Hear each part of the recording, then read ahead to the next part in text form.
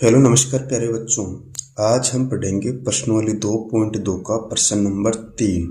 हमने इसके पिछले वीडियो में प्रश्न नंबर 2 को हल किया था।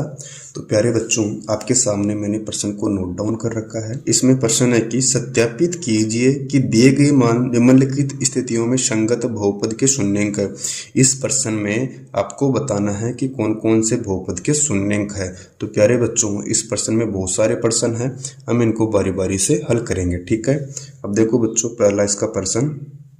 इसका पहला प्रश्न नोट डाउन करो। पहले तो इसमें लिखा है पी अक्स बराबर 3x + 1 और अक्स का मान -1/3 रखना है। तो मैंने क्या बोला, अगर इनका मान 0 आ जाए तो संगत बहुपद के शून्यंक होंगे। ठीक। अब क्या करना है, जहाँ पर आपको अक्स दिखे ना वहाँ पर -1/3 रखना है। जैसे मैंने यहाँ उतारा 3 और अक्स का मान कितना बच्चों, माइनस का 1/3 है और यहाँ +1 है। ठीक है, यानी 3 के 3।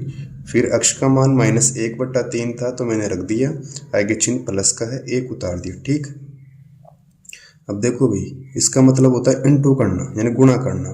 इसको इससे गुणा करा लो या फिर 3 से 3 काट दो तो क्या बचेगा, -1 और यहाँ प्लस का 1। एक संख्या माइनस की, एक संख्या प्लस की, उत्तर क्या आ गया, 0।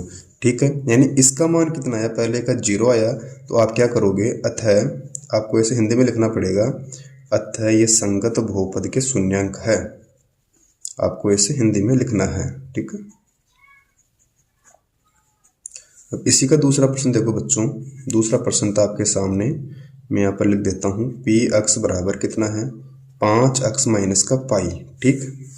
और अक्ष का मान आपको क्या रखना है, 4/5 रखना है। यानी जहाँ पर अक्ष है आपको वहाँ पर क्या रखना है, 4/5। तो इसको उतारो पहले 5, फिर अक्ष का मान आ जाएगा 4/5। ठीक। आगे माइनस का पाई है। अब देखो बच्चों, इस ब्रैकेट का मतलब इनटू होता है ना। इसको इससे गुणा करा लो, ये 5 से 5 काट दो। अब क्या बचा, यहाँ बचा 4, यहाँ माइनस का पाई। अब देखो बच्चों, इसका आंसर हमें मिला है 4 - का पाई। अतः इसका मान 0 नहीं है तो हम क्या लिखेंगे, अतः बहुपद के शून्यंक नहीं है। अगर इसका मान 0 आ जाता तो इसका उत्तर क्या होता, अतः ये बहुपद के शून्यंक है। ठीक है। अब देखो तीसरा प्रश्न। तीसरे प्रश्न में क्या लिखा हुआ था, x² - का 1। इसमें आपको मान रखना है अक्स बराबर 1, यानी जहाँ पर अक्स मिले वहाँ पर आपको 1 रखना है। ठीक। देखो बच्चों, अक्स है तो अक्स का मान कितना मानना है, 1 मानना है और 1 का वर्ग करेंगे, आगे चिन्ह माइनस का 1 उतारेंगे। फिर 1 का वर्ग करो, 1 क्या आता है, आगे चिन्ह माइनस का 1। ठीक। एक संख्या प्लस की, एक माइनस की, उत्तर क्या आ गया, 0। इस प्रकार तीसरा प्रश्न संगत बहुपद के शून्यंक है। मैं यहाँ पर लिख देता हूँ हिंदी भाषा में, अतः ये बहुपद के शून्यंक है। ठीक। अब देखो चौथा प्रश्न।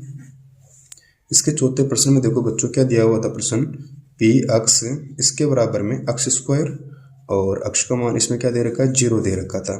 यानी जहाँ पर अक्ष है वहाँ पर आपको 0 रखना है। यहाँ पर x² है, यहाँ पर क्या रखेंगे बच्चों, 0 रखता हूँ मैं। स्क्वायर करेंगे फिर 0 का वर्ग 0 आता है। यानी इसका मान हमें कितना प्राप्त हुआ, 0। इसका मतलब क्या है, अतः ये बहुपद के शून्यंक है। मैं यहाँ पर लिखता हूँ, अतः ये बहुपद के शून्यंक है। ठीक है। इस प्रकार हमने इसके 4 प्रश्न हल कर लिए। अब इसके 5वें प्रश्न को देखते हैं बच्चों। इसमें 5वां प्रश्न था पी अक्स बराबर x + 1 x - का 2 और इसमें मान क्या रखना था आपको, x - 1, यानी x का मान आपको -1 रखना था। ठीक है। चलो मान फिट करो। देखो यहाँ पर x + 1 है ना, जहाँ पर x है वहाँ पर क्या रखना है, -1 रखना है। यहाँ चिन्ह प्लस का है, 1 कर दिया मैंने।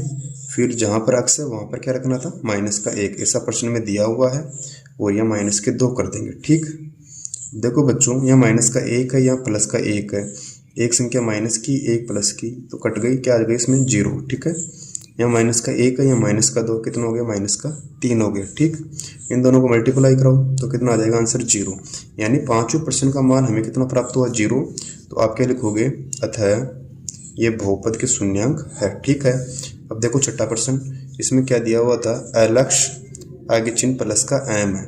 इसमें प्रश्न क्या था, LX + M और अक्ष का मान आपको क्या मानना है बच्चों, -M/L। ठीक। यानी जहाँ पर आपको अक्ष मिले वहाँ पर क्या मानना है, -M/L। इसको उतारो पहले L। अब अक्ष का मान रखना है -M/L, आगे चिन्ह प्लस का है, M कर देता हूँ मैं यहाँ पर।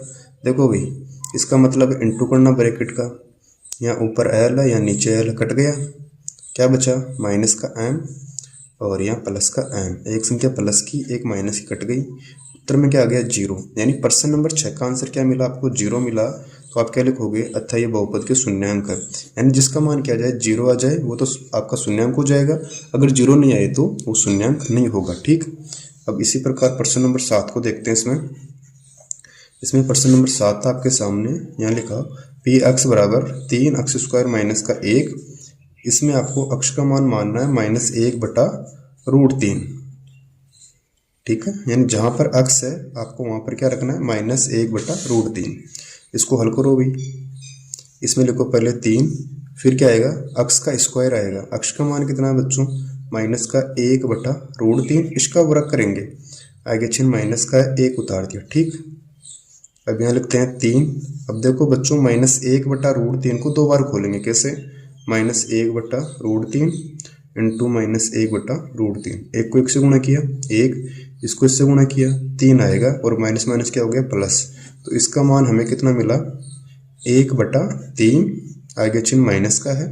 अब उतारते हैं 1। ठीक, देखो भाई अब यहाँ 3 है, यहाँ 3 कट गए, तो क्या बचा 1, यहाँ माइनस का 1, एक संख्या प्लस की एक माइनस कट गई, उत्तर में क्या आएगा 0। यानी प्रश्न नंबर 7 का मान हमें क्या मिला 0 मिल गया। अब करते हैं प्रश्न नंबर 8। इसमें 0 मिला तो आप क्या लिखोगे अतः ये बहुपद के शून्यांक है। ठीक, 8वां प्रश्न देखो भाई, 8वां प्रश्न क्या था आपके सामने। इसमें था पी अक्स बराबर, मैं यहाँ नोट डाउन कर देता हूँ 2x प्लस का 1, और यहाँ पर अक्ष का मान आपको रखना था 1/2। यानी जहाँ पर अक्ष है वहाँ पर आपको क्या रखना है 1/2 रखना है। आपको लिखना पड़ेगा पहले 2, फिर अक्ष का मान आया कितना बच्चों 1/2 है, आगे चिन्ह प्लस का है, अब आएगा 1। ठीक, इसमें मान फिट करने के बाद में आपको इसको इससे गुणा कराना है, या फिर आप एक काम करो इन दोनों काटो, तो 2 से 2 कट गए तो क्या बचेगा 1 बचा, आगे चिन्ह प्लस का है, फिर 1 उतारो, 1 रे कितना हो गया 2। यानी इसका मान हमें कितना मिला 2 मिला, अतः इसका मान 0 नहीं है तो ये बहुपद का शून्यांक नहीं है। आप क्या लिखोगे अतः ये बहुपद का शून्यांक या शून्यांक नहीं है। ठीक, हमने प्रश्न नंबर 8 तक कर लिया। इस प्रकार हमने प्रश्न नंबर 3 के 8 प्रश्नों को देख लिया है। अगर आपको वीडियो अच्छी लगी वीडियो को लाइक करें, मित्रों के साथ शेयर करें, और चैनल पर पहली बार आए हो तो चैनल को सब्सक्राइब अवश्य करें। Thank you.